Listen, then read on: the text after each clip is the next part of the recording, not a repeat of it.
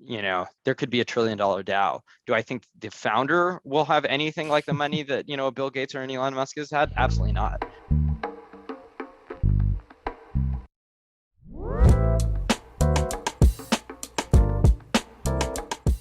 You ready?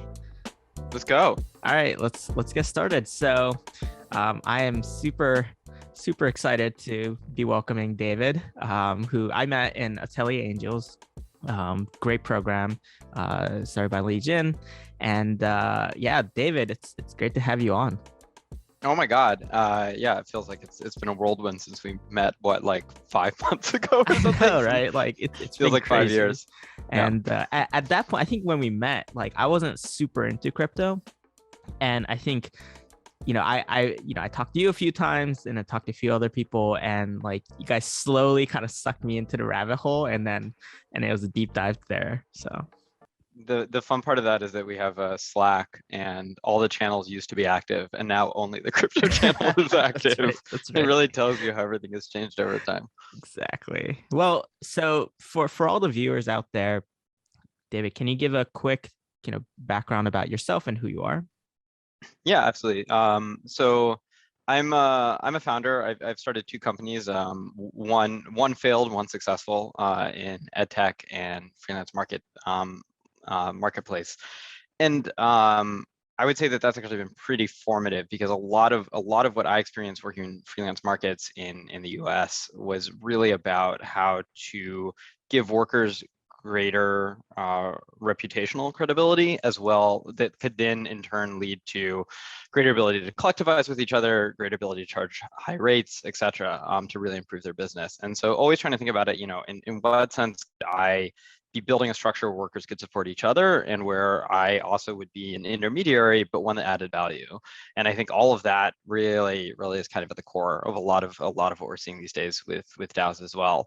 And then the other company I started, so that was one where I was working directly with workers, and I started another one for automated invoicing and billing, and we got crushed by credit card fees, totally failed, and that got me really excited about crypto and the opportunity to disintermediate legacy financial institutions. So I think, those 2 combinations, you put those both together and just thinking, what are the ability that we can take power into our own hands, and really try to collectivize in ways that we can support each other without having to rely on these legacy institutions. That's been the core of what I've been doing for almost 10 years now.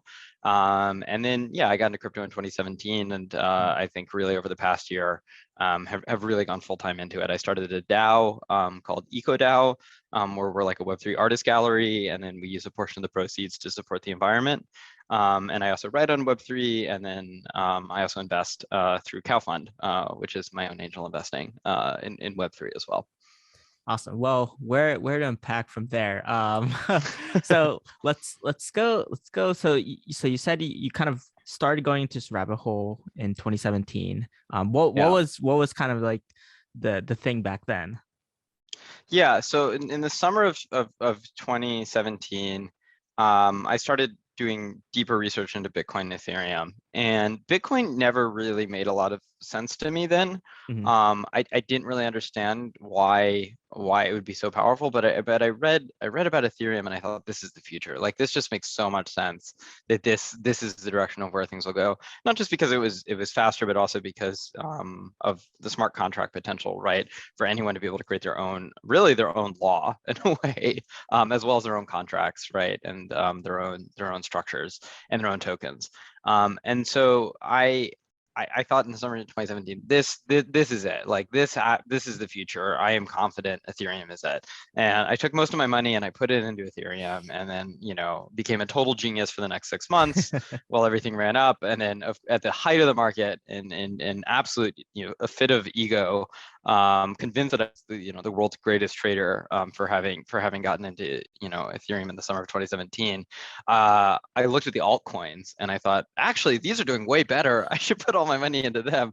And I took my money out of Ethereum, not all of it, but I took most of it, and I put it into these absolute shit coins, and got totally crushed like I deserved. And I think I lost like 95% of the portfolio or something. Wow. After that.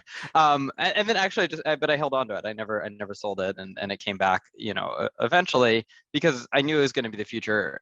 And I think part of the reason I've actually gone so deep over the past year is because there is a lot to be said in this space for hype, and there is a lot to be said for excitement and speculation. But at the same time, I wanted to make sure I actually did my research this time, and I actually knew what I was doing.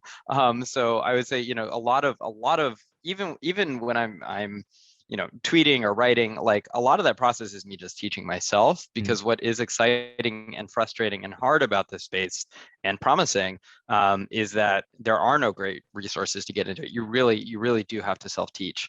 And so I've just made that, I think, as much as possible part of my practice now, to try to teach myself whatever I can. And it's fun, but it is also frustrating. And in some ways it is a barrier to entry for people as well. Yeah, I think that's one of the things that I don't know if a lot of people in kind of the non-Web3 space understand, is that most of us in the Web3 space, including myself, and we're all kind of self-teaching ourselves, and then we're all kind of we're all teaching others through writing and through podcasts and through other kind of different ways of kind of media distribution, because none of us really know what really kind of the successful path is, right? We're just kind of testing different iterations and seeing what works. Half of being in Web3 is being a sci-fi writer, right? it's really thinking, what is the vision of the world, both half projected based on what I can currently see in terms of directional trends, like, where is this world going to go? That's 50% of it. And the other 50% is to say, well, what would I want the world to look like? What's the future I want to live in, right? And trying to find ways, I think, to meld those two together. And it is this exciting thing because Web3 is a social movement, and it is very, very much, driven by the crowd, by retail investors and people on social media.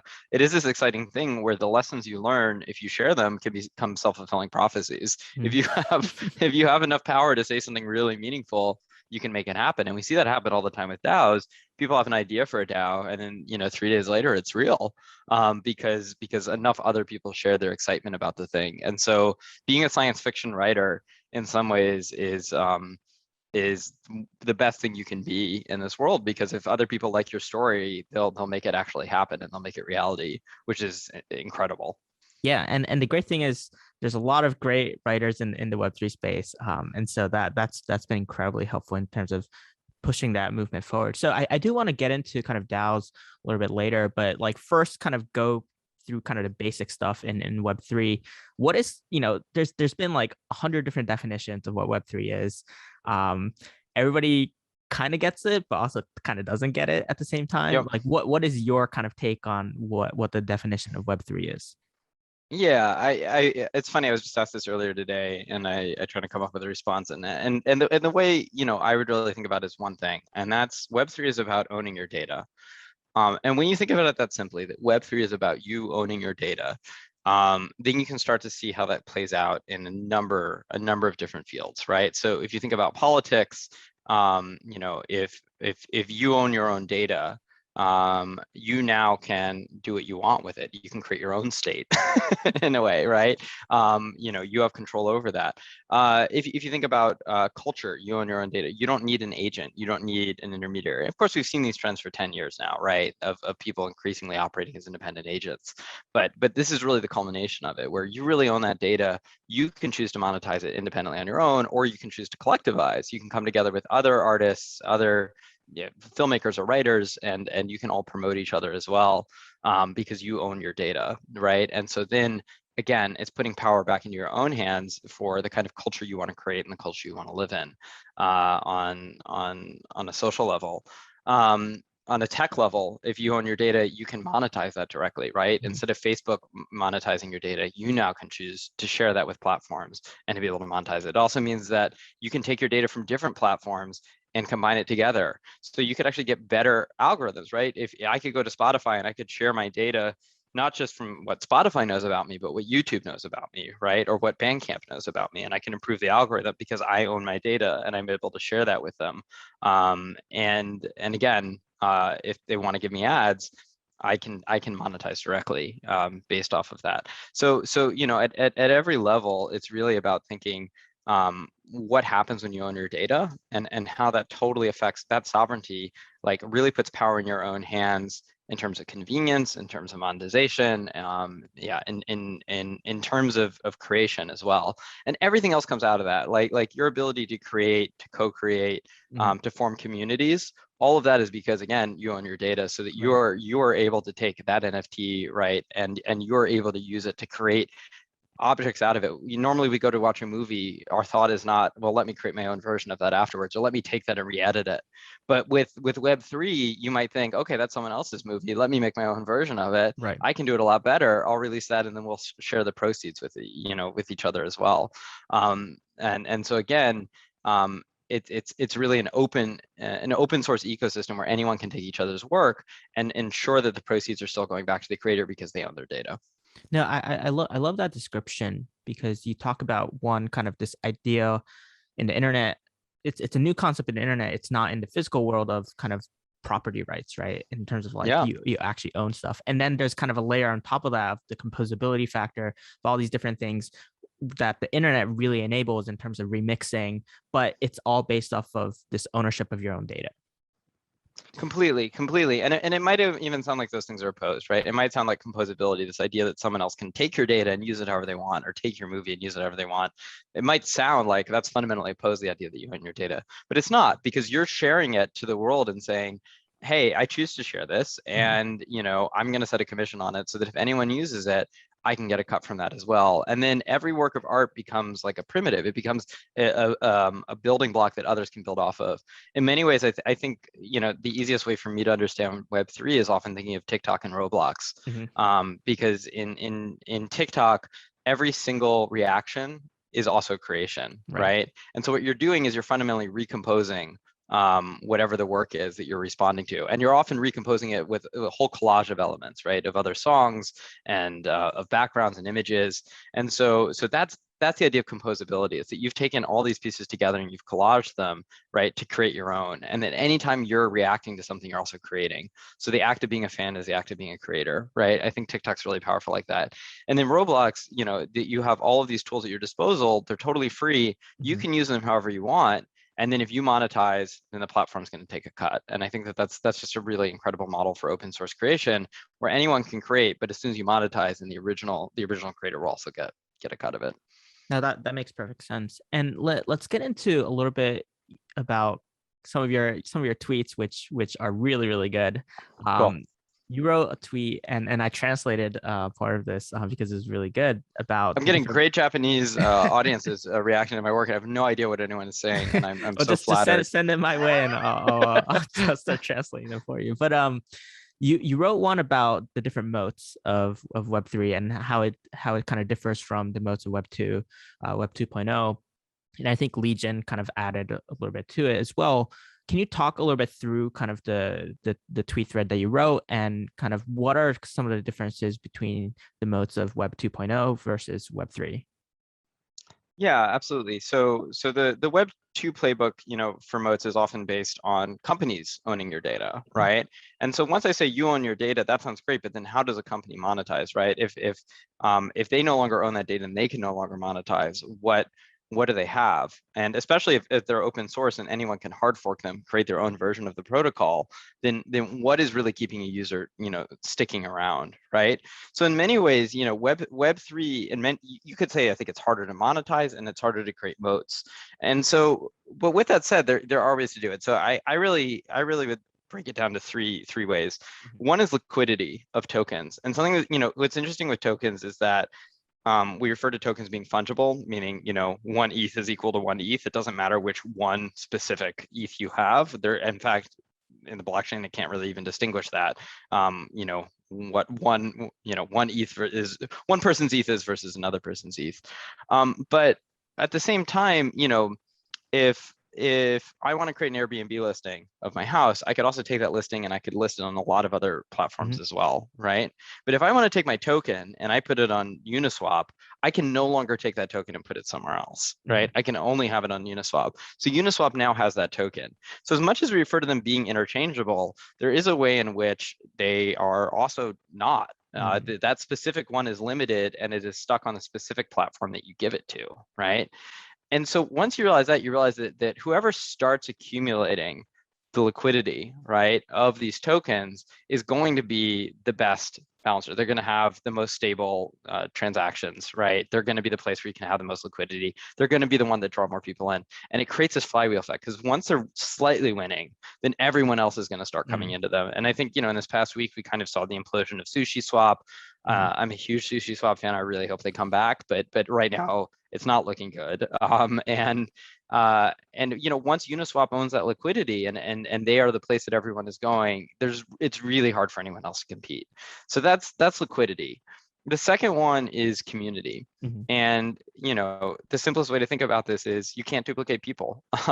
Every person is unique and every relationship is unique. So specific people spending their time, which is limited in a specific community, that is going to be a draw. And you see communities like Friends with Benefits, which is a DAO. There are lots of people who join because the other people who are there. And then it has this, again, it's similar to liquidity. It's like this network effect where once more great people are going, then other great people want to join. And once they're in, then other people want to join as well. And so you can just keep having this kind of flywheel effect where they're going to go in there. But yeah, some of those people might spend some of their time in other communities, but there's only so much time in the day that we can spend. And the relationships themselves are very unique to that community. So the people themselves are often really the mode. And another way to think about this would be when Bitcoin was hard forked into Bitcoin Cash. Bitcoin Cash is still operational. Or Ethereum into Ethereum Classic. These are identical blockchains, on a technical level, but they don't succeed with this anywhere near the same valuation. And the reason for that is they don't have legitimacy and in the same way, right? It's the community of people who are behind Ethereum versus Ethereum Classic that give it legitimacy and make everyone accept that this is actually the valuable one to build on. And so again, the community is really, really powerful piece of that. It's also liquidity, right. As well. Does that mean though that kind of there's a heavier kind of weight on first mover advantage here? Because if you talk about kind of the tokens, if you can get all the tokens on your platform versus others that pop up, or if you can get the right people on your platform versus others, like it can someone really replace Friends with Benefits right now? Right. And that's like Uniswap versus Sushi, right? Is a fun way to think about that. Is like that Uni had the liquidity advantage because they were first movers in the space there. But Sushi had the community advantage because they were the first movers with a real community that they built around it. And so you had to watch these two things kind of battle each other, right? These two different types of modes. Yeah, you can have a great community from the start, but communities can also die, they can move, they can change. There's a lot of reasons that could be lost, but for sure, if you can get a good community, you can sustain it. It's going to be very, very hard for anyone to replicate what you've done in a way that's meaningful, I think. Got it. And unless it's a totally different idea of a community as well, right? That makes sense. And then the final one is composability, and composability is interesting because composability technically is like an anti-moat. It's the idea that anyone can draw on each other's elements in a free, permissionless environment, right? So I can hard fork your protocol, or I can build on top of it, and I can use your code. Sushi did this with Uni, where they in theory they took a lot of Uniswap's code, but they did very much a very different thing with it. But it really accelerates development, accelerates building in this exciting way. But it also sounds a bit like that's not a moat. Like that's actually exposing everyone, right, to their ideas being stolen and plagiarized. So why would I say that composability is actually a moat? And the reason I say it is because when composability is well done, both sides benefit. So if I have, I'm a DAO and I come up with a treasury management solution that I'm really happy with, and then another DAO wants to replicate mine, right, as well, and I get a cut. Well, now both of our incentives are aligned, right? My fate is slightly tied to theirs as well. And so you start creating these kind of chain links between DAOs and between projects where their fates are all very much combined. And that also happens with token swaps, where different DAOs can trade tokens with each other. And so everyone has these aligned interests in a way where they're all trying to keep each other afloat. And that's really it's almost like a phalanx. Like it's like soldiers all coming together, right, to support one another, so that even if one falls, the others will be able to lift them up and help take care of them. Like that's what composability is when it's, I think, really well done. Is creating environments of collaboration where in traditional Web2 environment, every single company is trying to replicate each other's work to compete with each other. Whereas in Web3, they would just say, hey, borrow our work and we'll take a cut for it. But now we're both aligned in our incentives and we both need to sustain each other as well. And so that really provides powerful, almost like mafia-like protection between different players. I think that's actually a good kind of analogy, and it also prevents kind of bad actors from coming in because everything is so open, right? Like you immediately know if someone just literally just copied everything you did, right? Because completely. It's all there. Right. And that goes back to community too, right? Like, yeah, you can copy someone, but the community is not going to support it. They're not going to like that. Like, so it doesn't matter that you can copy Ethereum. No one's going to use it. You know, if I call it like David's blockchain, good luck. Like, it's not going to happen. No, that makes sense. And so let's get into DAOs a little bit, because we've had a lot of questions from fans about DAOs, and Cool. I have a lot of questions as well. And you know, you run your own DAO. Can you talk a little bit about EcoDAO and what it kind of does? You talked about it a little bit in the beginning, but I also know you have this thing going with Gitcoin recently as well. So yeah. Yeah, I work with a bunch of DAOs and Pathfinders, Rabbithole's DAO as well. I mean, yeah. So EcoDAO, we really want to do is build a Web3 gallery, and the idea of this is that we can promote artists for different drops, right? Give them a lot of exposure, help frame their work. And then 50% of the proceeds they'll do limited edition works with us. 50% of the proceeds will go to the artist. 25% will go to ecological causes that they support. Hopefully the art also is related to ecological causes too. And then 25% goes to the DAO for operations. And what we'd like to do is we'd like to hire a full-time smart contract developer who can just work with, you know, artists on a monthly basis and push the limits of technology for what's possible with NFT drops.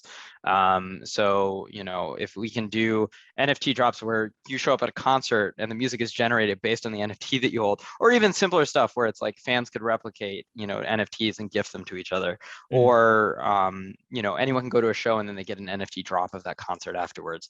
Like, just pushing the technology of what's possible, I think is a big part of the interest. And then long term, what we'd love to do is tokenize our collection. So we're building out two treasuries. One treasury is the 25% that we take. And the other 25% is the actual work itself.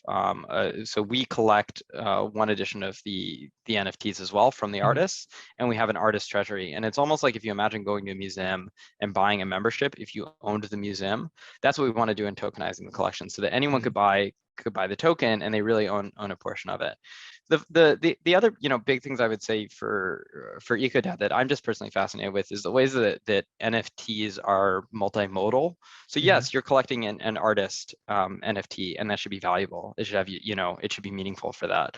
But it's also a passport to join EcoDAO, right? It's a passport to become part of the ecosystem. It's also a ticket to go to a party. So anytime that we're doing live events, which is a big part of our mission to create these, like, you know, real in-life communities, that's your ticket at the door to get in. It's also a badge of giving, right? That you gave, you know, you effectively gave money, and it's almost, you know, not legally this, but it's almost as though donations were an investment, right? You can imagine, like, what if you donated in a way that you get this, you know, badge in return that might actually go up in value over time. It's not certain, but like that's still incredible, right? That you might be incentivized to give a lot more money if it's both a public badge that you can display, as well as something that you could actually recoup your costs on or even make money from later on. And so maybe we can incentivize people to donate a lot more money that way as well.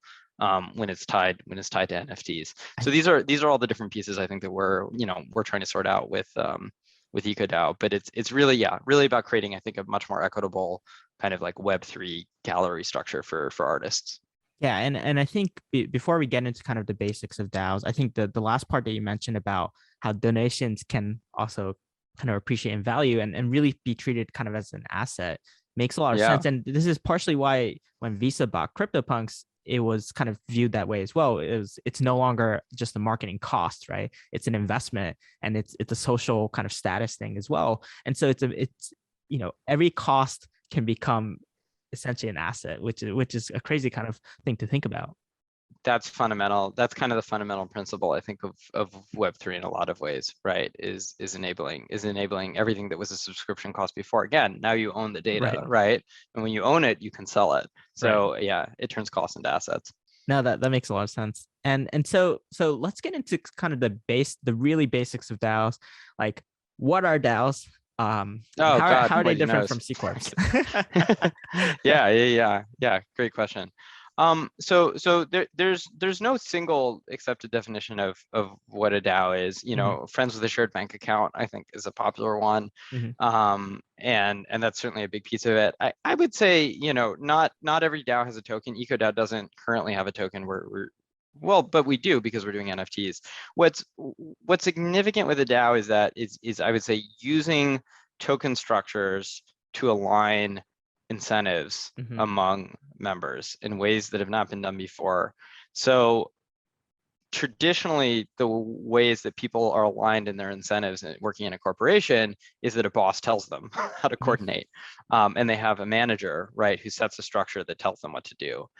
And there are many examples of successful worker co-ops in which the workers are coming together to try to run, but it's very hard for them to execute that. It's very hard to figure out how to divide up profit. There aren't a lot of mechanisms in place. And in many ways, DAOs are really, a way to take a worker co-op model and almost turn it into the equivalent of a publicly traded company, where now anyone outside can start buying the token representing an interest, right, in this structure. And so taking what was this small thing that was always considered to be unscalable, right, of a workers' co-op, and now opening it up for anyone to be able to effectively support that mission in one way or another, speculate on it through the tokens as well, and also give them a lot of cash up front.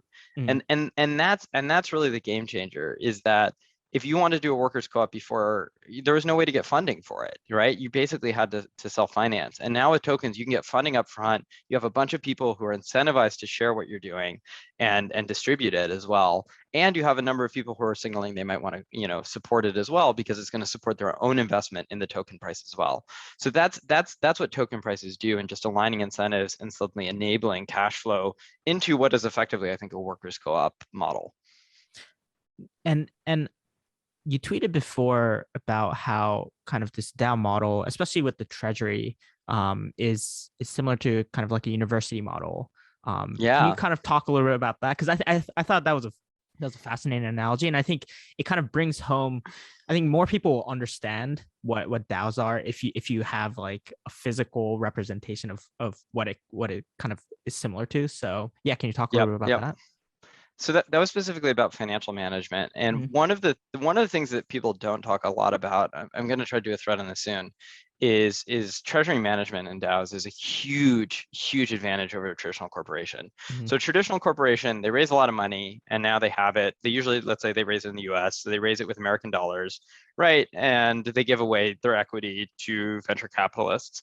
And they have two types of currency, let's say, right? One currency is the equity that they have, and the other currency is the dollars. And then they might use the dollars to buy other companies as well. But that's really it. Like, they're holding 80% of their company in equity, and then they're holding 20% of their company in cash, and that's all they have. A DAO is holding, let's say, 20% in ETH or US dollars, whatever it is, and then 80% in their native token. But that token can be traded. They can do that. Token can be staked. That token can be invested, right? So equity just sits there in a traditional corporation. A corporation can't do anything with that equity, but a DAO can take that treasury and they can invest it however they like, right? And so what does that do? Well, first of all, it means that they're diversifying, so they're a little bit safer. Second of all, it means they're actually investing. So they might actually, we're going to have DAOs in the future where their actual service totally fails, but they succeed because they did really good treasury management. And it's going to be really wild to see that, right? But the third thing is, when they're doing these token, swaps and trades with other DAOs, they're now again aligning incentives, right? Where it's basically, they're both investing in each other. And so in traditional investments, we've always had it where it's the LPs, it's the people with the money, give money to the company to invest, right? And it's a two-sided marketplace. A lot of times what you'll see what happens in Web3 is the two sides of the marketplaces become basically the same side, switching places. And so you have this way in which both sides are investing in each other through these kinds of token swaps. So why did I compare this to a university? If you think about what a traditional American university does, they provide classes, right, and education and credentials, and they have this whole system on campus with thousands and thousands of people who are living there and working there. That's their product. and that's their product, right? And they charge, you know, $50, $60, $70,000 a year, $80,000 a year for the service, and they make tons and tons of money on tuition. But that tuition, the money that they make, is often 10 or 20% of the total amount of profit that they will make in a given year. And the reason for that is because what they're really doing with that money is they're then going in and they're investing it. They take that money and it goes into a treasury. Only a portion of that is really paying for the school, right? And then they put it into venture capital. They put it into hedge funds, and they take this money, and the real money maker for the school, you know, for the university, is an office in the back of campus which has 5 people working at it, right? It's 3 rooms, and that's 80%, because that's the one that's investing all the money. And so the treasury management is, you know, really universities are hedge funds in disguise. Right. They're hedge funds disguised as classes, and that gives them credibility, and it lets them make a lot of investments because people trust they're going to be around for hundreds of years, and it gives them a lot of leverage as a hedge fund to do what they want to do. But essentially, the product, you know, the front-facing product of the classes is really designed to funnel money into the back, which is where they're going to be investing it. And I think we're going to be able to see this with DAOs too, where DAOs will, yeah, they'll make some money in the front, you know, with their product or service, but the real point will be to feed that into their treasury, because then they can trade the treasury, and they can, and the treasury management is really where they're going to be able to make a lot of money. Now that's a really interesting concept, but I do think every DAO becomes a fund, I guess, would be like the short way of putting it. Yeah, no, I think. And then the question is, 10 years from now, who do you raise money from? You know, do you raise money from the venture capitalist who, you know, represents the interests of, you know, wealthy patrons who will give you money, or do you invest from the DAO where they're now incentivized to use your product, they want to support you, you can work with them, you can trade, right? They represent a community of like thousands of users who might want to use your product as well, like, and they have this incredible treasury. Like, you might, 10 years from now, you might say, why would I invest from a VC when I, you know, why would I raise from a VC when I could raise from a DAO? And I think you're seeing kind of smaller versions of that through whether it's kind of like media focused VCs, or like, you know, they have a product in front of them, which is like Harry Stebbings, right? Like, he has the 20-minute VC podcast, but behind it, he's really funding everything through a VC vehicle, right? And so like that, I think that's like maybe like a Web 2.5 version of like. That's cool. Yeah, I like that. So I think you'll start to see kind of this evolution going. But I love kind of the fact that you mentioned, you know, DAOs investing in other DAOs and really kind of aligning incentives there, because I don't think we've really seen that. No. And you know, even in the university structure, right? Like, I don't think Harvard would invest in Yale, right? Right. That doesn't make sense. Right. So I think that is a really important factor that I don't think we've seen anywhere else. And so, you know, like there's a lot of different types of DAOs that I think are popping up, investment DAOs, social DAOs, you know, et cetera, et cetera. You know, what are some of the different types of DAOs that you've seen? And should everything become a DAO if it's kind of community related, or should everything, you know, only certain types of things become DAOs? Yeah. There are things that it's very hard. I mean, you know, DAO is a spectrum. A lot of times we're, you know, right now, I think there's an idea that DAOs are these permissionless structures where anyone can enter and just propose to do work and they get allocation to do it. I don't know that that's going to be the future. I think in many ways, it's DAOs will actually be very exclusive groups of 6 or 7 contributors who work together, almost more like a band, right? And then what they'll do is like, maybe they'll be able to you know, in other bands, right? So others can start playing their music, and others can, you know, follow them on tour, or others can document them. Like, I'm using the band analogy, and I think we'll be able to see similar things with DAOs, where other DAOs will come along and they'll be able to copy them, or they'll take influence from them, or they'll hard fork them. But what you won't necessarily see is just tons of people coming in and entering the DAO, because you won't need a lot of people. There's no question coordination is easy when it's 6 or 7 people. It's extremely challenging when it's thousands of people. Right. So any traditional enterprise that requires thousands of people, like manufacturing, it's going to be a long time before we probably see DAO-like structures for those, because coordination is just so much harder at scale. But, you know, part of the reason that I think DAOs are taking off is because it's so much easier to build with just a few people these days than it used to be, because so much tech has been built out that you can just build on top of.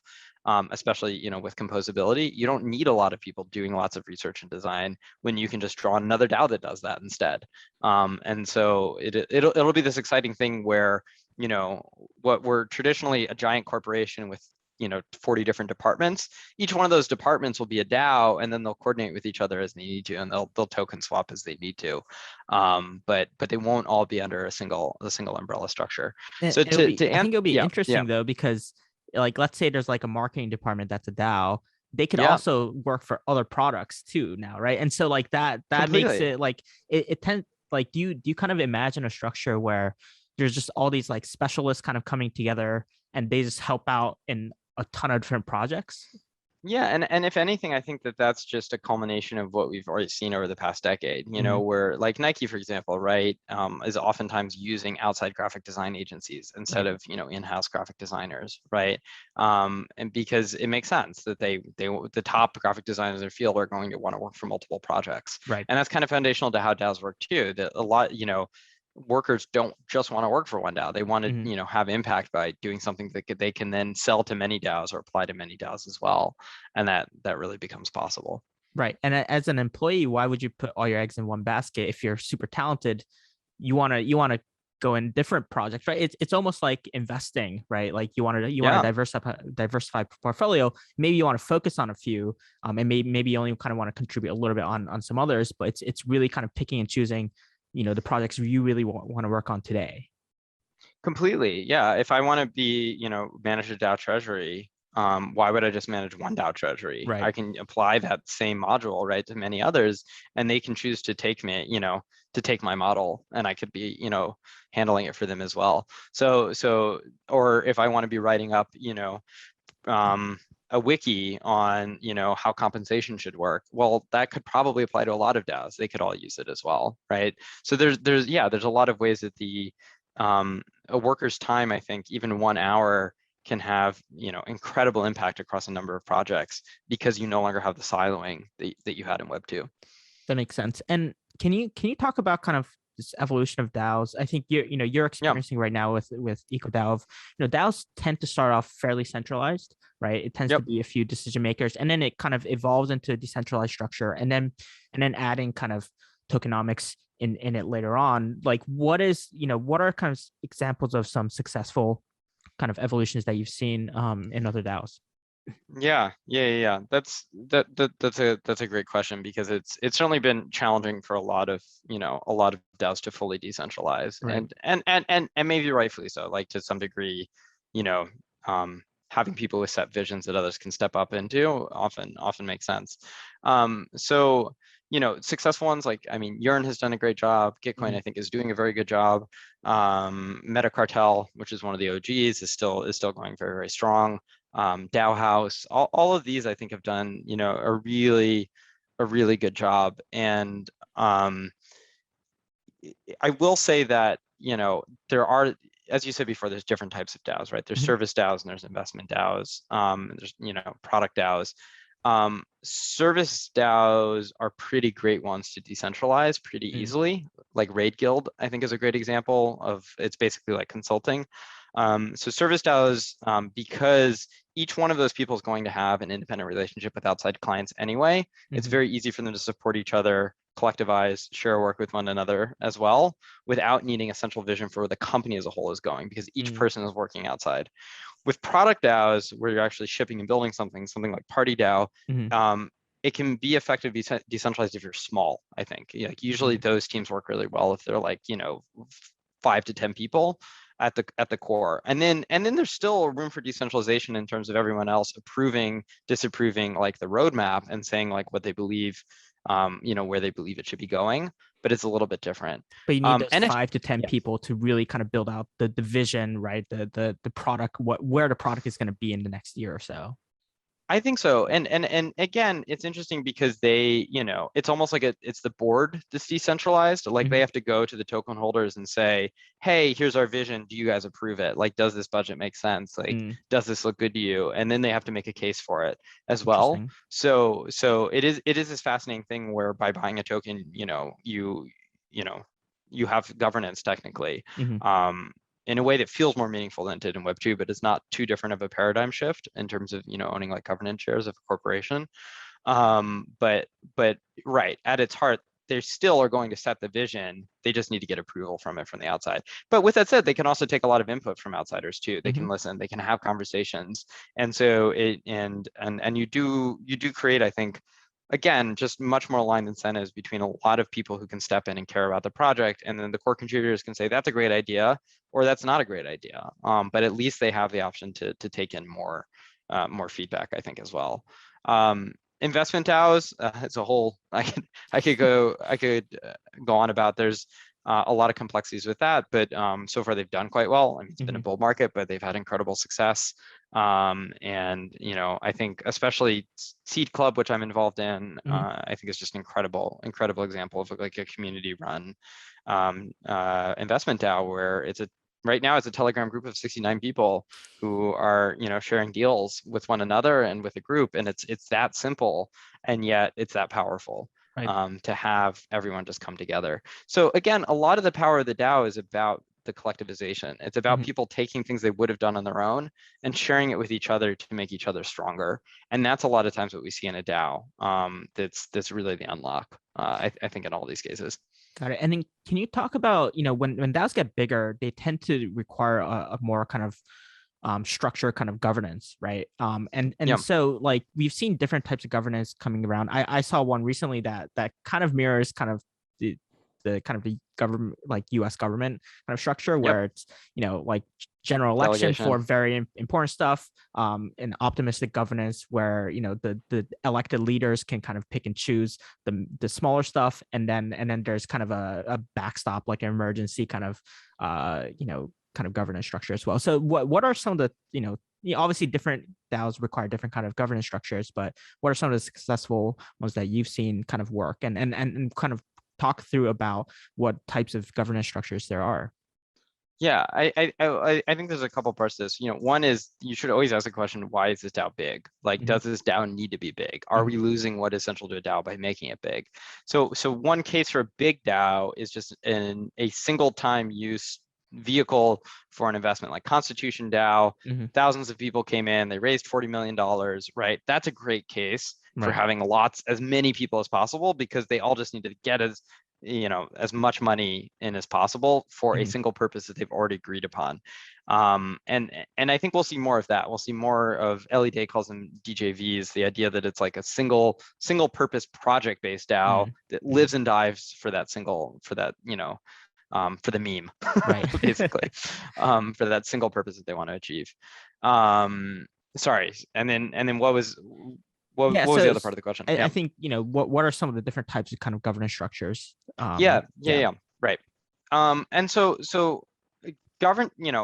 governance is really tricky, because a lot of times I think what you'll hear in a DAO is people saying, well, no, I don't want to do meta governance. Like, I don't want to think about like what governance structure should look like. Right. I'm here because I want to do that NFT drop. I'm here because I want to ship that feature that allows us to buy NFTs together. I'm here because I want to play the game. I'm here because I want to buy the Constitution. Like, whatever it is, people are not usually there because they enjoy meta governance. And it makes sense, right? That like the people who enjoy governing for the sake of governing are insane. And that's why there are politicians a lot of the times. Right. So to a great degree, like what governance, you asked what's available, I'll say what I like. Right. But I do think like governance should be focused on governance minimization and trying to decrease governance as much as possible to let people operate.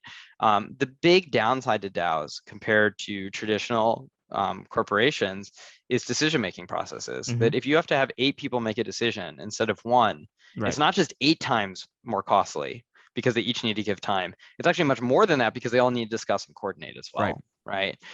So governance structures, that exist. Token voting is a very common one, where if you own tokens, and sometimes they'll do it so that you only get 1 vote per wallet. So if all your tokens are on one wallet, you get 1 vote. Other times it'll be proportional to the votes you have. So Snapshot is often used for that, to be able to token voting. But even there, a lot of times people find ways to minimize it by just saying tap the emoji in Discord. Like, if you're in the Discord channel, tap this emoji and that's your vote, Right. right? And that's, yeah, it's not perfectly on chain. Yeah, there isn't a perfect record of it, but that helps. Also, the next big wave, I think, of stuff we're looking at now is on not just compensation and allocation of resources, but tying that to credentialing. So what I mean by that is saying, if you're a contributor to a DAO, as you contribute more, you should probably get more power within the DAO. Right? The more that you're doing and the more work that's meaningful, the more power you should have to make decisions, within the DAO. But how do we decide that? How do we decide what is meaningful work and what is having impact, right?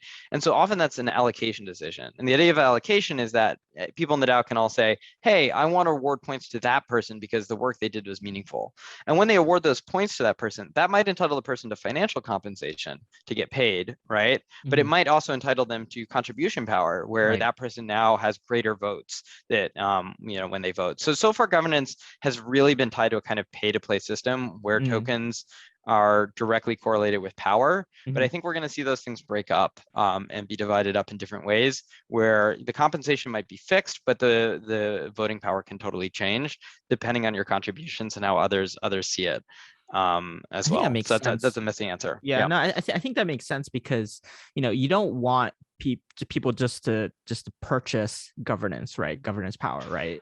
And exactly. So it's how do you kind of best differentiate those two, but keep everything aligned. And I think that's really kind of the issue that we're going to see being solved in the next few kind of months and years. It's the major challenge facing the space right now, I would say, and the major challenge facing DAOs right now is how you reward people for the work they do financially, when that financial token then can be used to buy more power. Right. as and, well. And so that might be yeah. kind of a more important thing to think about in terms of the governance, because I think a lot of people think about the different rules, different kind of like things on that side, but I think it's how do you incentivize users and kind of contribute more and become more active in the community. I think that's really the governance that you want to think about, while also minimizing the decision-making process as much as possible, right?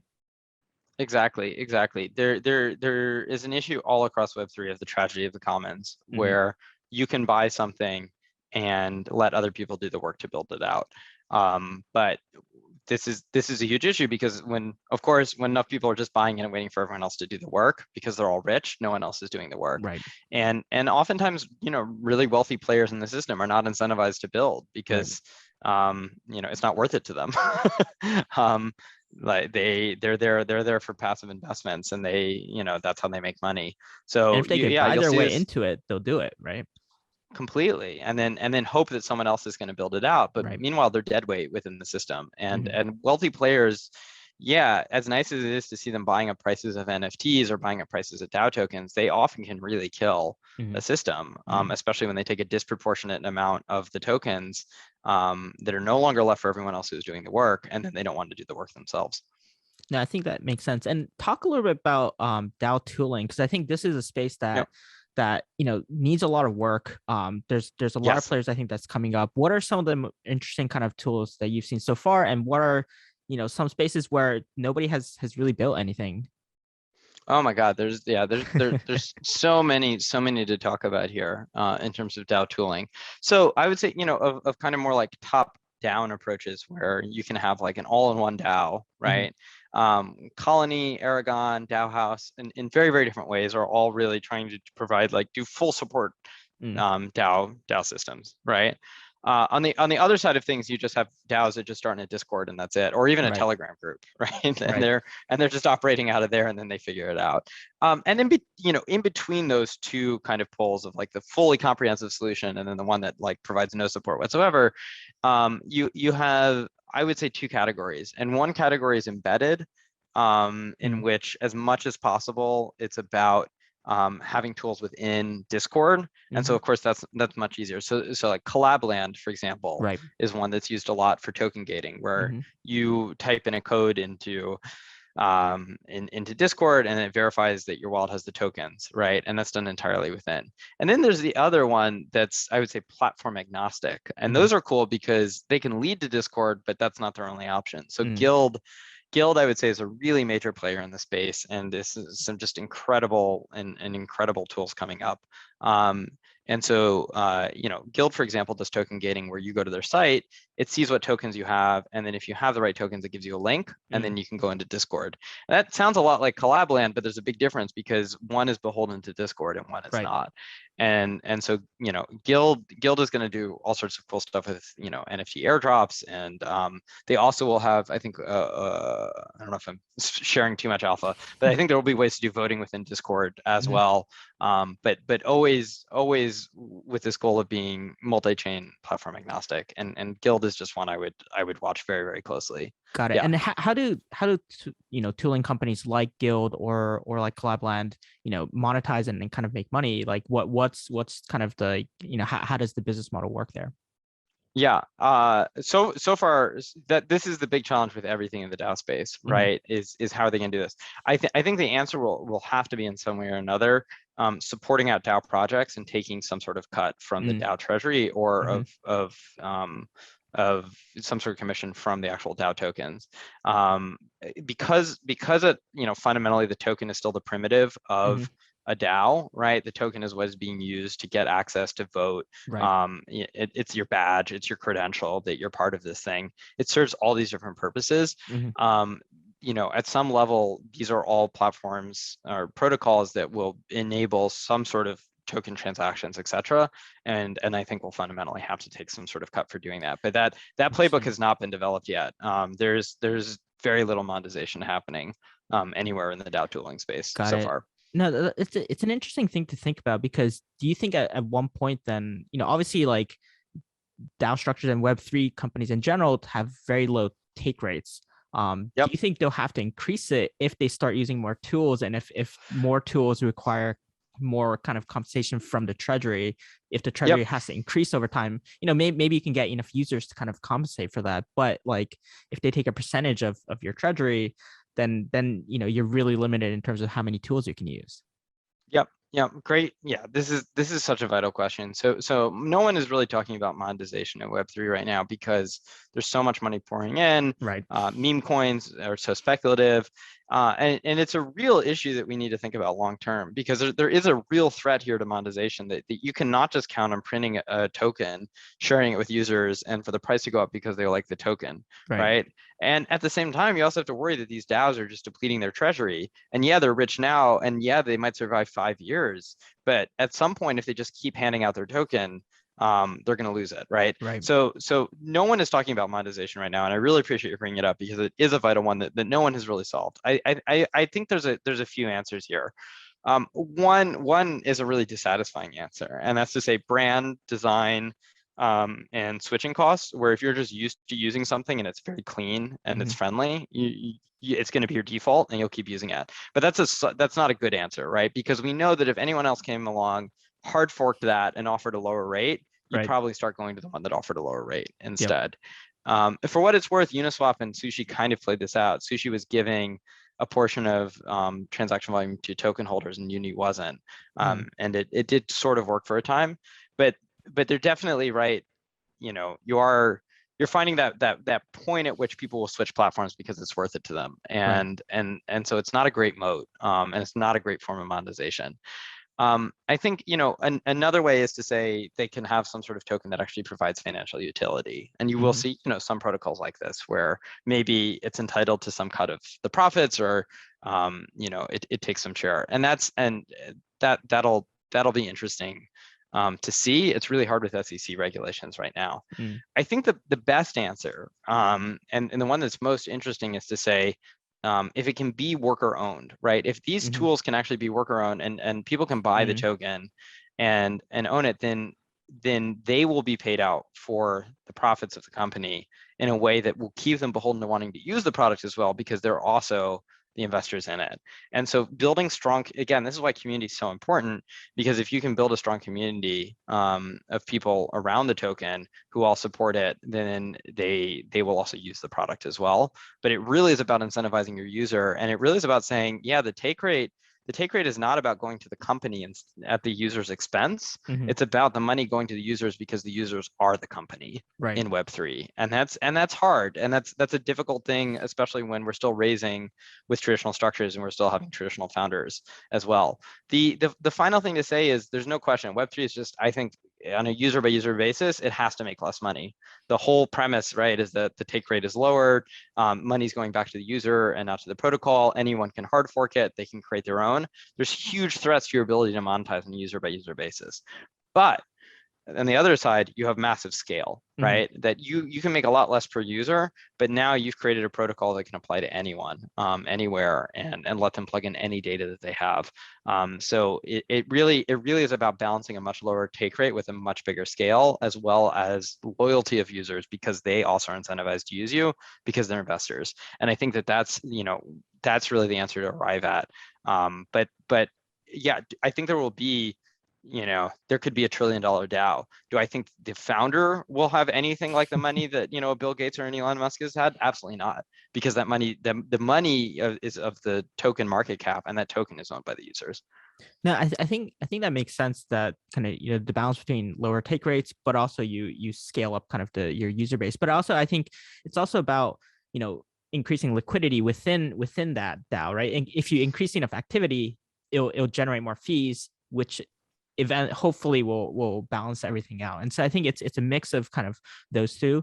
But yeah, I think this question about monetization is going to be kind of on top of a lot of people's minds in the next kind of few months. And so especially when the next bear market, there's going to be a lot of questions, right? Exactly. No one's asking right now. And yeah, I mean, you invest as well. Like, this is a running joke with investors that, whenever you meet with a founder of a Web3 company, you say, well, how do you monetize? And their answer is always, well, we can always launch a token if we need to.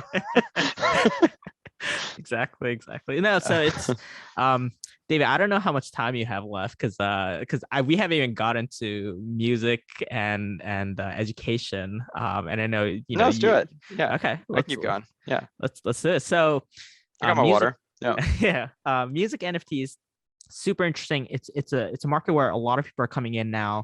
Obviously the music industry has predominantly been very kind of, whether it's label driven or platform driven, and now the power hopefully will start going back to kind of the creators.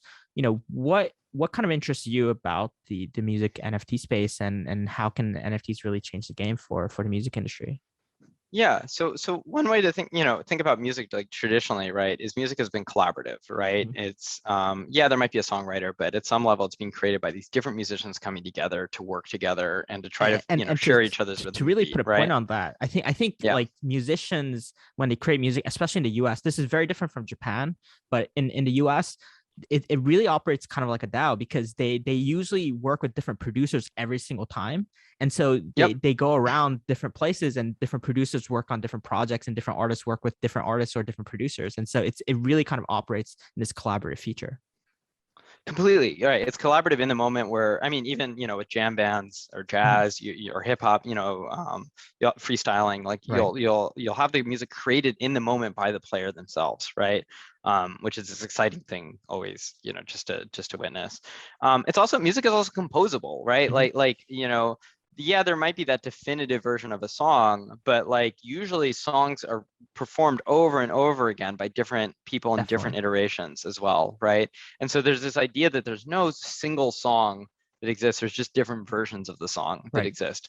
And so hard forking, right? Like that's something that is just like really, really fundamental. And the final thing about music is that it's a communal experience, right? It's really based around communities coming together and getting lost in this thing in the moment, and around these real life events. And you don't see that with like with movie festivals, or with like, poetry festivals. There's some level of rapture there, but it's not the same as a music festival where everyone is really forming a community with strangers. And so you think about those principles, right? The principles of like collaborative creation and co-creation, right? The principles of like composability, the principles of like of forming a strong community of strangers. Like those are all so fundamental to Web3, right? Like I think music is just so much closer. So the question is like, well, why haven't music NFTs taken off at all? Like if this is so much closer than like art is, why not? And I think the thing that has really been missing is status. Like social signaling of status always accrues to single flat works of art because you just need to see them for, a flash of an instant. Right. And you don't need to experience them. You just need to know that they're there. Whereas a movie or music, it's durational. You have to experience it over time, right? And so it's a lot harder for that to have the status that you can just showcase in this quick bumper sticker way that you can have with art. And so that's been the big challenge, I think, for music NFTs so far is like, how can they accrue status? And we might just say, maybe there's no easy way to do it, or maybe it's because it's combined with other features, as well, or maybe it's the album art for the music that'll actually become the thing that you signal to show that you have the music, right? And I think we could see that happen too. It'll be like kind of like the old days where you had the CD collections, right? And you can just show that you had it, that you have it, or or like the band poster, right? That you have in your room, right? To be like, I saw them or the T-shirt, right? That I saw them in concert.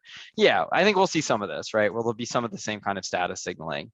But I think what's really promising with music NFTs is so far, almost every single music NFT platform will talk about it in terms of the creator-fan relationship and how can they create better ties between the creator and the fan. And this is completely in the mentality, right, of the past 10 years, that what we need to worry about is the creator, and how anyone can become a creator, and then how can they develop a fan base, and how can they incentivize that fan base using NFTs, can they create closer relationships and build a community around them, right?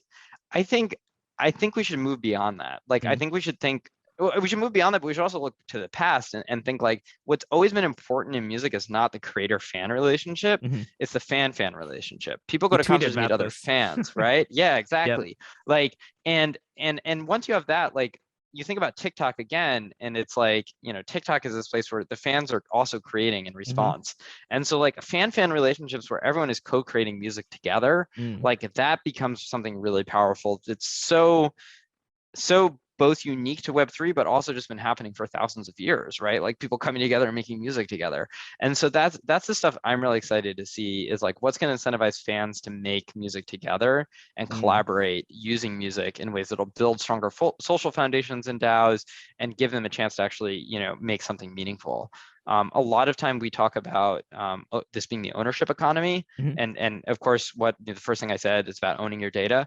But the reason that owning your data, and ownership, I think, is so important is because ownership is a means, and it's a means to community, and it's a means to having something that like allows you to meet other people and to create with them, and really fundamentally, like, what really matters is not the ownership itself, it's what that ownership enables as an investment, but also as being able to co-create with others and join the community with them. And that's so much of what people are getting excited by with NFTs already, is this possibility of joining a community that I think like you unlock new ways for them to co-create. It becomes really, really exciting.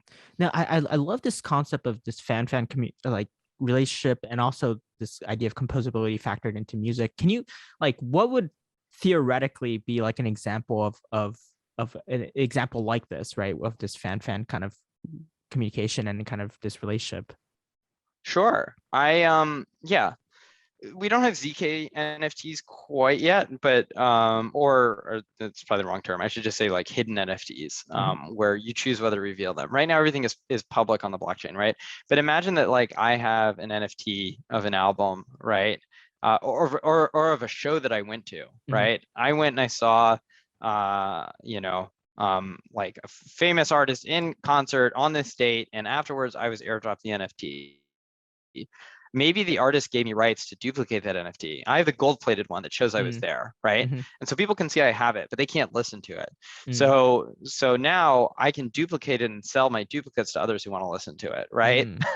Like that would be an example, right, of just phasing off of their having been there in an interesting way. But I think there's a lot of others, which is like you could, airdrop NFTs that can be, recoded. You could mint NFTs based on, some very simple tools online where you build a song.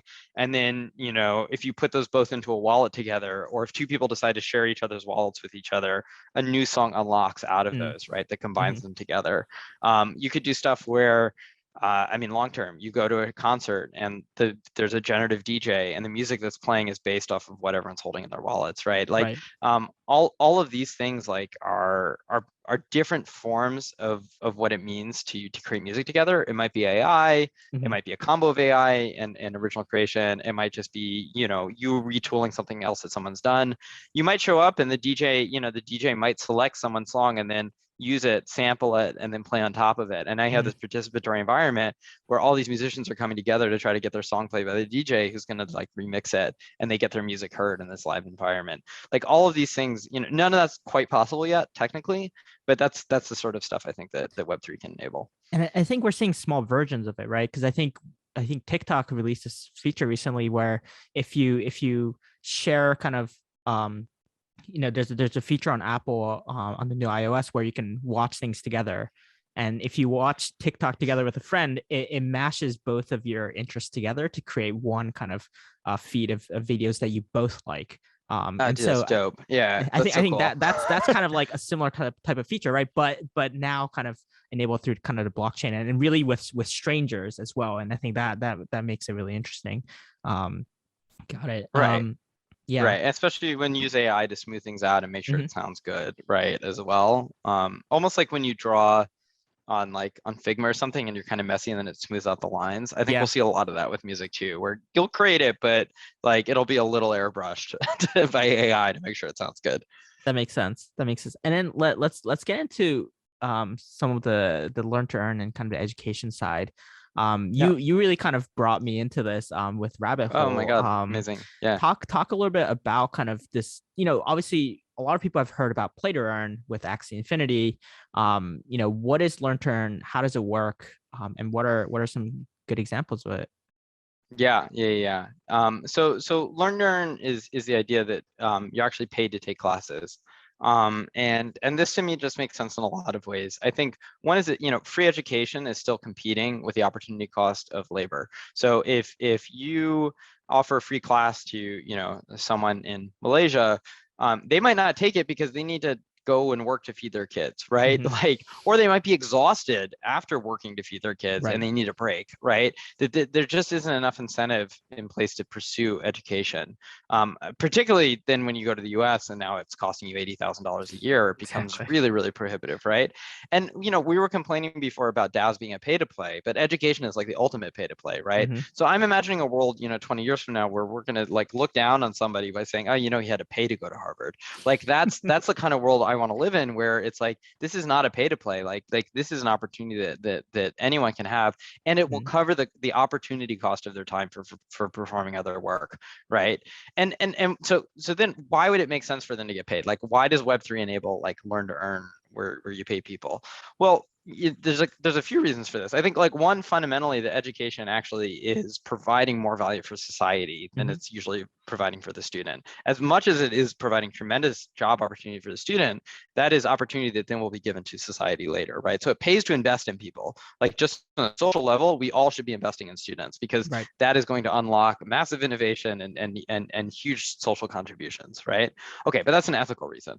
But the practical reason, right, to pay people is because they are doing work as part of their as part of their learning that is actually helping whoever's behind this. So I'll get to Rabbithole in one sec, but right now what I'll do is I'll talk about actually where Rabbithole paid for people to take a class. So Rabbithole worked with our network. Our network is class that Andrew Huang offered to teach people how to use data analytics and learn SQL so that they could do data analytics of the blockchain.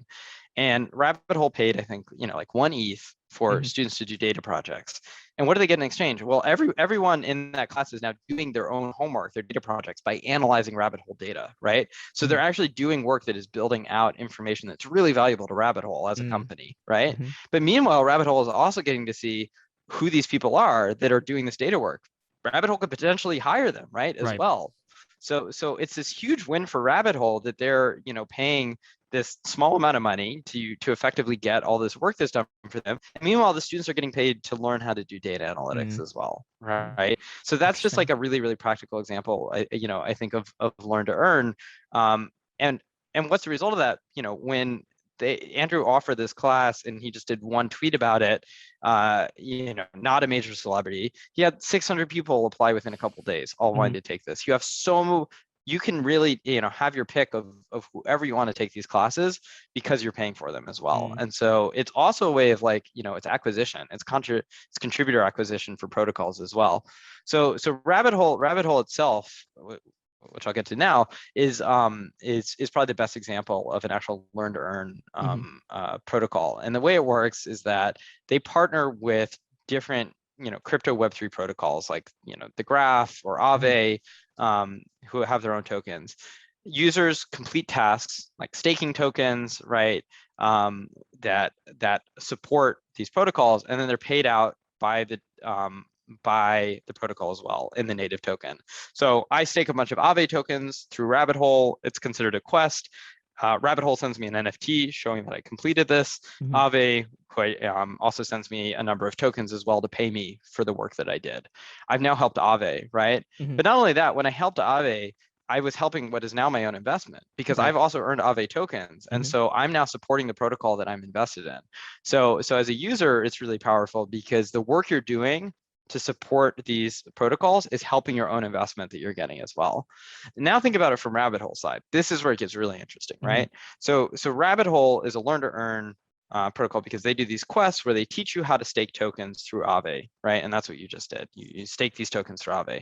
Okay, so they're first of all the future of education, right? Because Rabbithole is effectively paying people to learn, and that is clearly going to win over free classes or paid classes any day, right? In being able to learn. So that's really powerful. But they're also effectively promoting, right? Like advertising, they're promoting Aave, right? To their base of users as well. So now Aave has all of these new users that Rabbithole has done this job of promoting them to as well. So it's really powerful there. Meanwhile, in the next iterations, Rabbithole can be creating communities of users to come together with each other and do multiplayer tasks, so they can start, creating these social foundation layers, in which people are coming together. Rabbithole is also tracking, right? Who these users are, what's the work they're doing, how quickly are they doing it, etc. Right?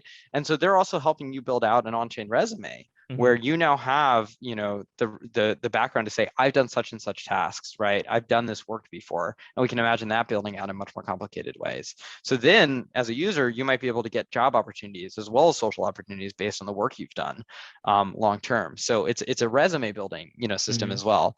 It's credentialing, right? That they can show what you've done. And then the final part is that, I said before, everything becomes, a fund in Web3, and Rabbithole is also working together with all of these incredibly top protocols and helping build out its own treasury as well in them while supporting them as well. And I would just say, good luck finding any VC who's going to support you the way that Rabbithole can support you if you're a protocol in Web3. Now, this is really, really interesting, and I want to kind of break it down from two angles. One from the Aave side, right, like the company or the protocol side, and then one from kind of Rabbithole side in terms of the one creating kind of this infrastructure. So if you take it from Aave side, it really kind of it onboards users, right? So it's user acquisition. Two, it's really kind of getting them to also, it's not just onboarding, it's educating them in terms of understanding what the network is, and then giving them ownership. And so now they'll be active participants in kind of the in the protocol itself. And then lastly, it's also a way, depending on how you kind of frame kind of the quest or the project, it's a as you kind of mentioned, it's a way to potentially hire new people into to work for you as well. So it really kind of enables, I can imagine a world where every single company does this to some extent, right? Where they give out their data for people to kind of either sequence or to provide kind of projects, right? It almost feels like a business school, because business schools have all these case studies, but just doing it in real time, and it also translates into hiring and also user acquisition. Completely, yeah. Why is Goldman Sachs not paying Wharton students, right? And then giving some of its data over and having the Wharton homework be, for them to actually do analytics on Goldman, and Goldman can also see which ones they want to hire. And meanwhile, everyone has already been paid out by Goldman for years and has a positive image of it. And we know the answer to this, which is they don't need to in a traditional system. They haven't been disrupted. And that's incredible to think about, because education has been the same in the United States for 400 years. It hasn't changed, right? And this is the first time we've really seen education get disrupted. Now, this is yeah. a super interesting concept, especially now as you see more kind of labor shortages, and also people kind of really choosing to either be entrepreneurs themselves or freelance, and they'll pick and choose the projects that they want to work with. You have to figure out some sort of method to onboard them and potentially hire them, and so you have to get the project in front of them first, right? And so education looks like kind of a key factor in doing this. So I wrote a piece on why edtech tends to fail and edtech really, really struggles. And there's really there's a few reasons. The first one is scale. That the best education tends to be one-on-one learning. And so if you want to scale education, you're also diluting the impact of that education. And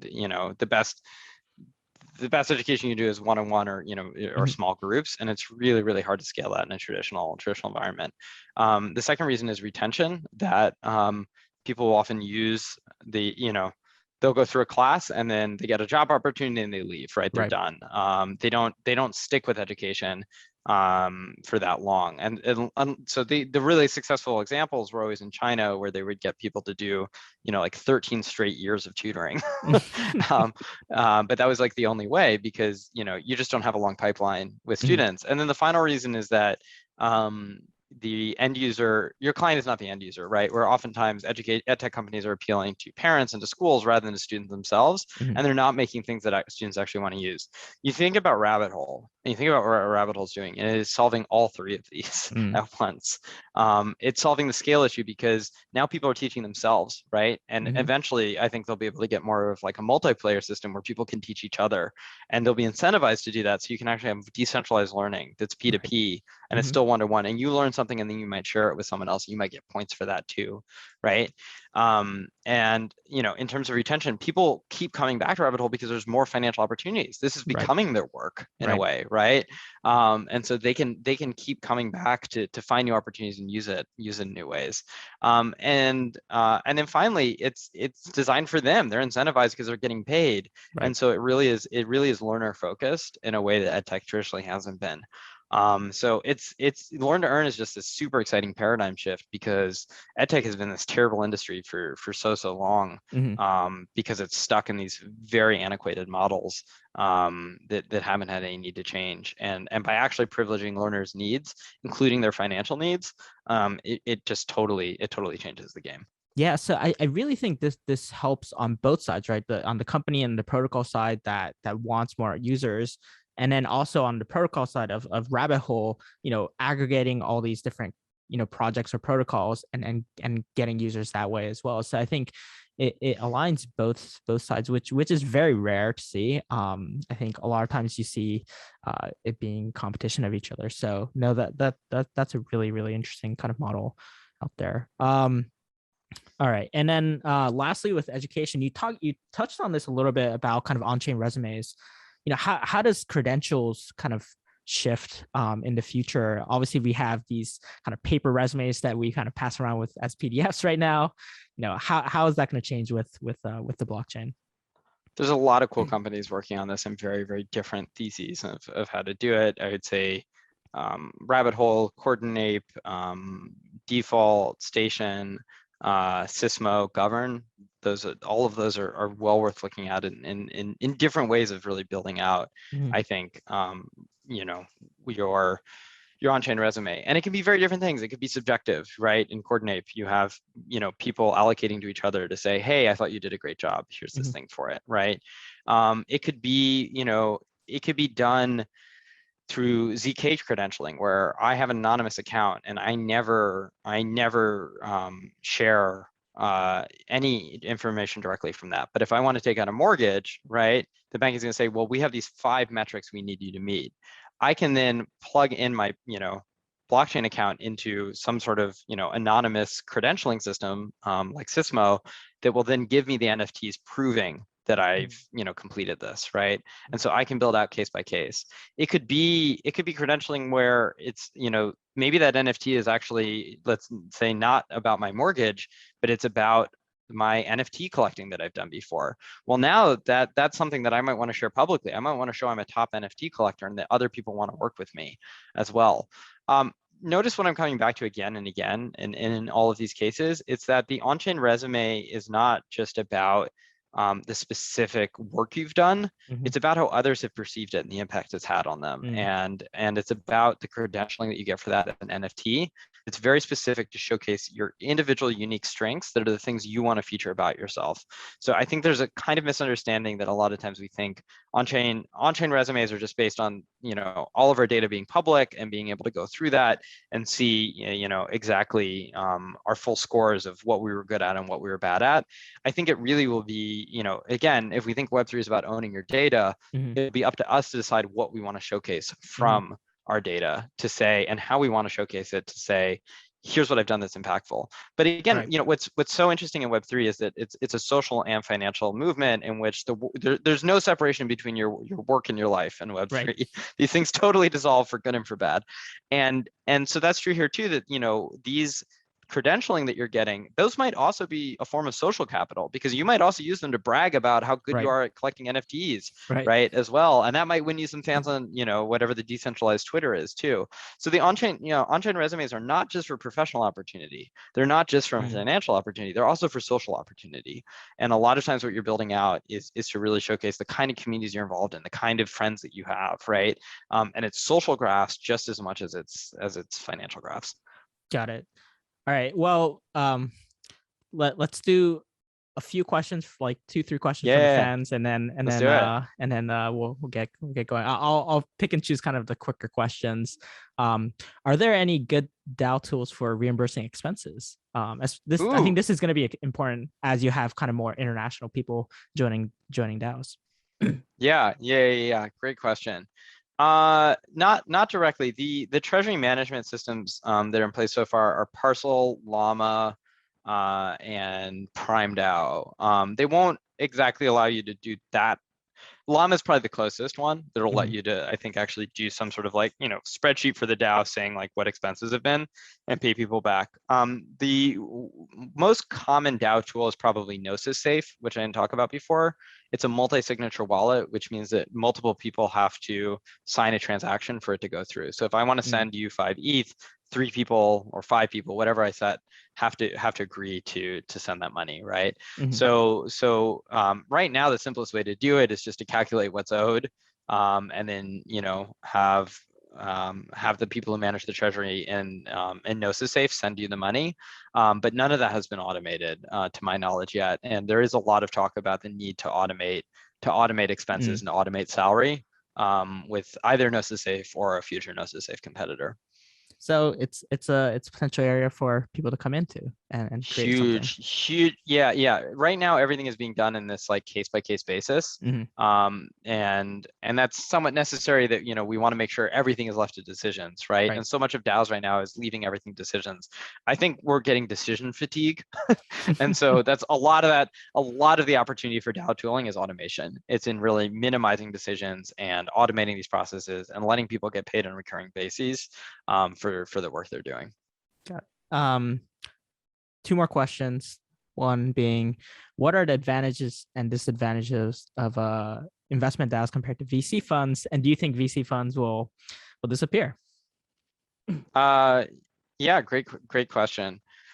Investment, an investment DAO often is not that different from a VC fund. It's often raised a bunch of capital from LPs and then has to represent them. But the big difference is usually that, first of all, the LPs are active within the investment DAO. So they're the ones actively making decisions together, and they're incentivized to share deal flow with each other. And so I think that's the first big difference. The second is, because you've now collectivized these LPs who are effectively angels, they're often the users of the protocol, and so they can be better value adds. So traditionally a VC, think about a VC, they're kind of an intermediary between the capital and the labor. Right. They're taking the capital from their wealthy backers, the LPs. They're putting that into the hands of labor, which is, the founding team, right? And then to their credit, VCs often are doing a lot of work as well. But with an investment DAO, there's no longer the intermediary, right? There's no longer that in-between person. You have directly all of the capital working directly with the labor, and you have that LPs at your disposal who can all do work to support you. I do think that long-term, venture capital is definitely under extreme threat from a lot of these structures and a lot of this funding. But this is also a bull market, and we do underestimate the degree to which VCs can often be really strategic partners, right? As well. So if they have giant media companies that are backing them and they can connect you to, and they can help you get, licensing rights, that's huge. If they can hire lawyers, or they already have lawyers on staff they can give you, that's huge. If they have great designers, that's huge. But there is a way in which it's increasingly clear that for VCs really to survive, they have to have a monopoly on top creative talent. And creative talent might be lawyers or it might be designers, but they need to be able to have those, or engineers, and they need to be able to plug those in. So in some ways, it almost sounds like a VC is a DAO. It's a talent DAO, a service DAO of great workers who they can plug into systems, so that DAOs their investments no longer have to worry about hiring as well. So I do think VCs will survive, but I think it's going to look very different. And I think they're going to look more and more like a DAO, and more specifically like service DAOs over time. And definitely their power will wane when there's opportunities to raise capital from DAOs and from community and other places as well. And you've just seen this already. The number of DAOs that have raised directly from community without needing to go to VCs is tremendous. And you can bet that those backers who are now personally incentivized to be part of the project are going to be very, very adamant supporters and great community members as well. Yeah, and you can almost imagine a world where VCs really shift into DAOs, right? Because it's a lot easier creating a DAO versus creating a fund. And you can still have that structure where silent LPs or passive LPs are still there. You can still connect them, but everything's incentivized. Because when you're talking about kind of having more creative people on, like lawyers, different service kind of focused folks, like anyone can create an investment DAO filled with like top lawyers, right? Technically, and have kind of a lawyer service DAO, right? There's one in the works right now, actually. Yeah. The big barrier right now to investment DAOs is legal structures, especially in the US. It's very, very hard to make one. It's really, really complicated. And the other side is, yes, there will always be so much capital that wants to flow into these systems. And so for late stage kind of startups, that just need a sudden influx of like, $100, $200 million to scale. If that's still happening in the future, then it'll probably make more sense for them to go to a VC. But for sure, capital is abundant, and so you really want as much value add as you can get. And if a DAO represents 99 people working for you, whereas a VC represents one person working for you, right? Even no matter how good that VC is, I think I've already seen it happen. But VCs are increasingly going to be turning. Crypto VCs will increasingly be turning their practices into DAOs. No, that's great. And then the last question is a little bit on the music NFT front. Cool. How do you think kind of Spotify or all these big music streaming companies are going to react, and what's their game plan in terms of going after this Web3 space? Yeah, great question. I don't know. I'm not sure. I think anything that's intellectual property has an incredible moat, because there's all this past history. And this is especially true for music, where people are listening to old music as much as they're listening to new music. Right. And that old music is still under the traditional album, traditional studio rights, system, right? And so Spotify will continue to be able to claim that for sure by having, deals directly with studios. Will Spotify, move into token models to support creators? Will it move into NFTs? Presumably, at some point. It's just a question of when. If they're able to do it early, they can potentially capture that market. If they're late to it, they probably won't. But they do have incredible resources to do this. And there is, we were talking before about how you monetize. Switching costs for Spotify are huge. Having one place where you can listen to all your music is extremely powerful. Right. So Spotify could still come in late to the game. And if it's the one place, it's the one app that you have to open up and it gives you full access, and it's your music super app, that's still going to be, I think pretty powerful. So I went, of all the Web2 companies, I think they're going to be disintermediated and killed. Like I think Spotify has a long time to live. No, I think you have a good point there about kind of this advantage that Web 2.0 companies have is they have this audience and this distribution, right? That's really hard to replace, unless you like, can anyone really replace Uber right now? It's probably really difficult to, or can anyone, like Twitter is a great example, right? There is no Web3 version of Twitter really, because Twitter is so powerful, right? And so the network effects there, are huge, right? And so I think how we see the shift is going to be really interesting. Whether if it's a small kind of shift or if it's kind of a sudden shift. I know some people are saying you need 1 billion users in order for kind of social networks to really kind of come into play as well. So I think it's all these different theories coming together that I'm excited to see. And I know you are as well. David, any kind of last thoughts you want to share? Otherwise, this has been great so far. Well, I think one last thing I'd say just for Spotify in particular, thinking more about this, is that the real opportunity might be for creators to sell NFTs and to have live concerts. But Spotify, this has already been the case. They don't make money off Spotify anyway. Spotify is the top of the sales funnel, and so Spotify will probably survive as the top of the sales funnel because the songs themselves will be free and easy to access. But the songs themselves will be also promotion and advertising for the service of the community, of the creation of the concert, right? Of all of these other pieces of the music experience that are so unique to you individually and to that moment in time and space, that's what you'll pay for. So I think increasingly we'll just see Spotify as actually a free service that's like a top of the sales funnel that leads into Web3 experiences.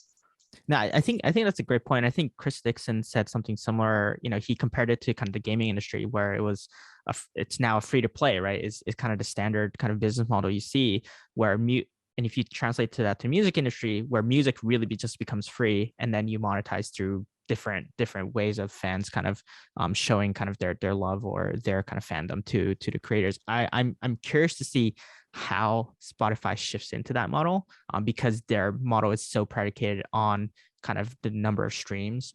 But yeah, it's definitely be interesting to see. So David, it's been like an hour and a half. Like, thank you so much for Amazing. this. My pleasure. No, this is super fun. Yeah. I mean, where can people kind of learn more about you and kind of your works?